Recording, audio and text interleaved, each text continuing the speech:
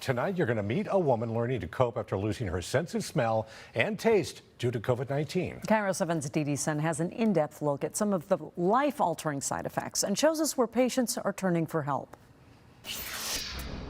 Everything changed so much.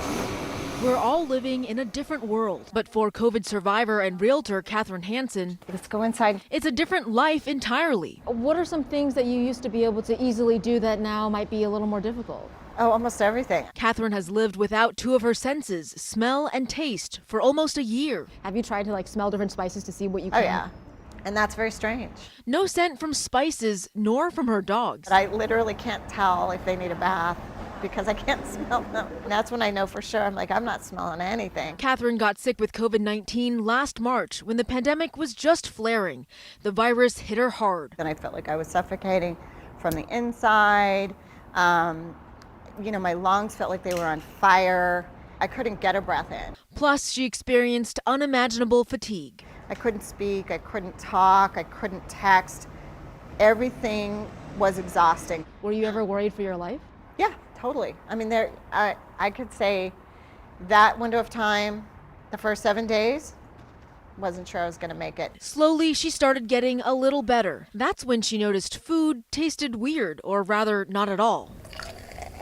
Someone got me root beer floats. I was thinking, I was saying, because it was kind of like a childhood thing and I wanted to feel comforted, but I couldn't taste it. Food was like cardboard. It was only hot or cold or warm. It wasn't like anything. So that's when I was like, I can't taste anything.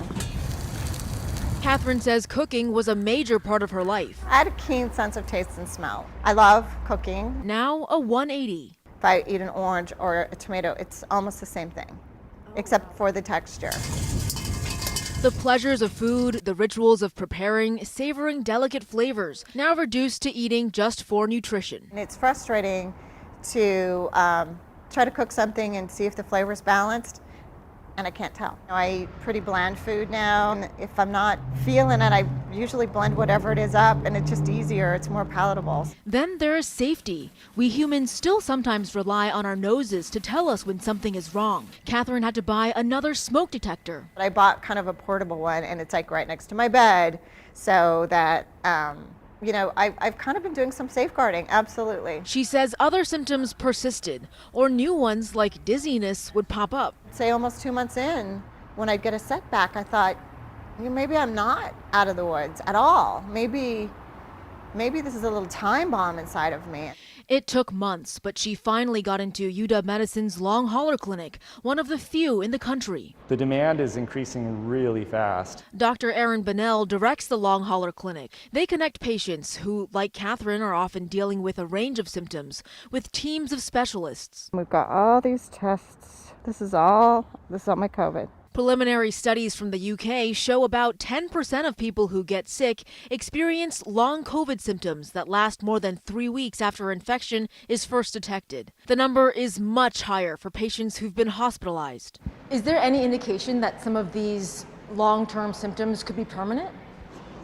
I think we don't know yet in COVID.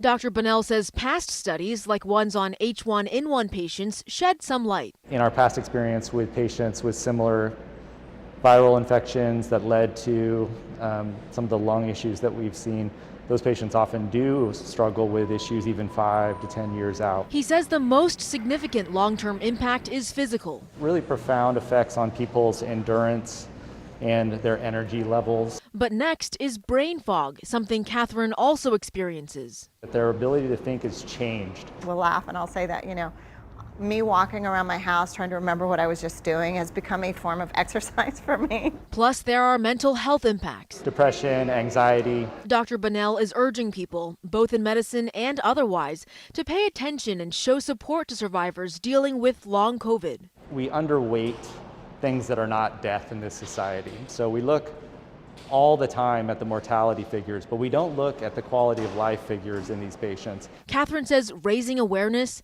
is part of why she wants to share her story. Because a lot of us are going to be living with this. Katherine is part of an experimental treatment program using histamine to try and reactivate some of her senses. She told me the other day she picked up a branch and was able to get a whiff of the smell of dirt on her fingers for the first time in nearly a year. She is hopeful to make a full recovery, but says she will take what she can get.